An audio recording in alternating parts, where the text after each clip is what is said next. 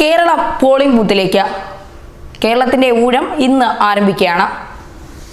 രാവിലെ 7 മണി മുതൽ വൈകിട്ട് 6 മണി വരെയാണ് ഇന്ന് പോളിംഗ് ബൂത്തിലേക്ക് വോട്ട് ചെയ്യാനായി ജനങ്ങൾ എത്തുന്നത്. എന്തായാലും ലോക്സഭാ തിരഞ്ഞെടുപ്പിലെ 20 മണ്ഡലങ്ങളിലേക്കുള്ള തിരഞ്ഞെടുപ്പാണ് ഇന്ന് നടക്കുന്നത്. 7 ഘട്ടങ്ങളിലായി നടക്കുന്ന തിരഞ്ഞെടുപ്പിൽ 3ാം ഘട്ടമാണ് കേരളത്തിൽ നടക്കുന്നത്.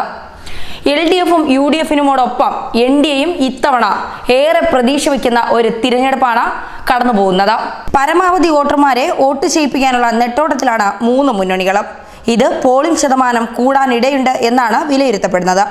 2014 74.02% പോളിംഗ്. കഴിഞ്ഞ തവണ നേടിയ 12 സീറ്റിൽ നിന്ന് മുഴുവൻ മണ്ഡലത്തിലും വെന്നി കൂടി പാറിക്കാമെന്ന പ്രതീക്ഷയിലാണ് ഇക്കുറി UDF. 8 സീറ്റിൽ നിന്ന് 2004 18 സീറ്റിന് മേൽക്കൈ നേടി കേരളത്തെ ചുമപ്പിക്കുമെന്ന് LDFും കരുതുന്നു. ലോക്സഭയിലേക്ക് കേരളത്തിൽ നിന്നുള്ള കന്നിത്താമര 5 മണ്ഡലങ്ങളിൽ വിരിയുമെന്നാണ് BJP ദേശീയ അധ്യക്ഷൻ അമിത്ഷായുടെ അവകാശവാദം.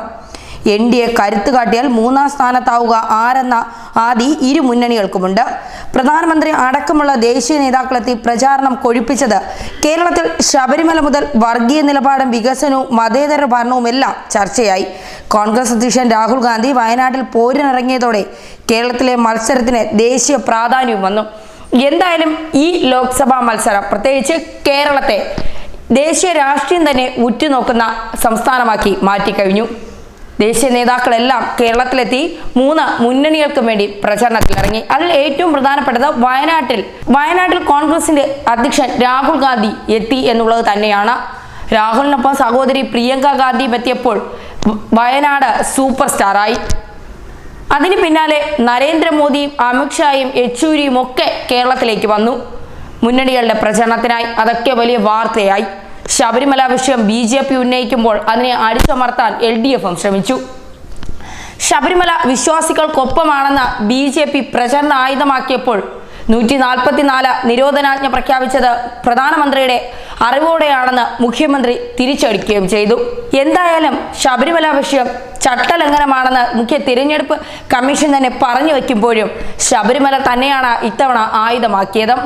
വർഗീയതയും വികസനവും മതേതര ഭരണവും ഒക്കെ ഇത്തവണ പ്രചരണത്തിൽ വലിയ വിഷയങ്ങളായി. അതൊക്കെ പോളിംഗ് ബൂത്തിൽ എത്രത്തോളം പ്രതിഫലിക്കും എന്ന് വേണം ഇനി കണ്ടറിയാൻ. 227 സ്ഥാനാർത്ഥികളാണ് കേരളത്തിൽ ജനവിധി തേടുന്നത്. അതിൽ 13 സിറ്റിംഗ് എംപിമാരും 2 രാജ്യസഭാ എംപിമാരും ഉൾപ്പെടുന്നു. 2,61,00,000 ജനങ്ങൾ ഇന്ന് പോളിംഗ് ബൂത്തിലേക്ക് എത്തുന്നു. കേരളം വിധി എഴുതുന്നു. ആർക്കൊപ്പമാകും ഇനി പൊതുജനം നിൽക്കുന്നത്? ഇന്ന് രാജാവ് പൊതുജനമാണ്. ഇത് ജനാധിപത്യ രാജ്യമാണ്. ജനങ്ങൾക്ക് തീരുമാനിക്കാം ഏറ്റവും നല്ല സ്ഥാനാർത്ഥി ആര്, തങ്ങൾക്ക് ഏറ്റവും നല്ല നേതാവ് ആരെന്ന്. അതിനെ കൃത്യമായ സമ്മതിദാന അവകാശം അവർ രേഖപ്പെടുത്തും. ആ മുന്നണി തന്നെയാകും ഇവിടെ വെന്നിക്കൊടി പാറിക്കുക. എന്തായാലും അതൊക്കെ കാത്തിരുന്ന് കാണേണ്ട വിഷയങ്ങളാണ്. കേരളത്തിന്റെ ഊഴം തുടങ്ങി. രാവിലെ 7 മണി മുതൽ പോളിംഗ് ആരംഭിച്ചു. വൈകിട്ട് 6 മണി വരെ പോളിംഗ് ബൂത്തിൽ പോയി വോട്ട് ചെയ്യാം.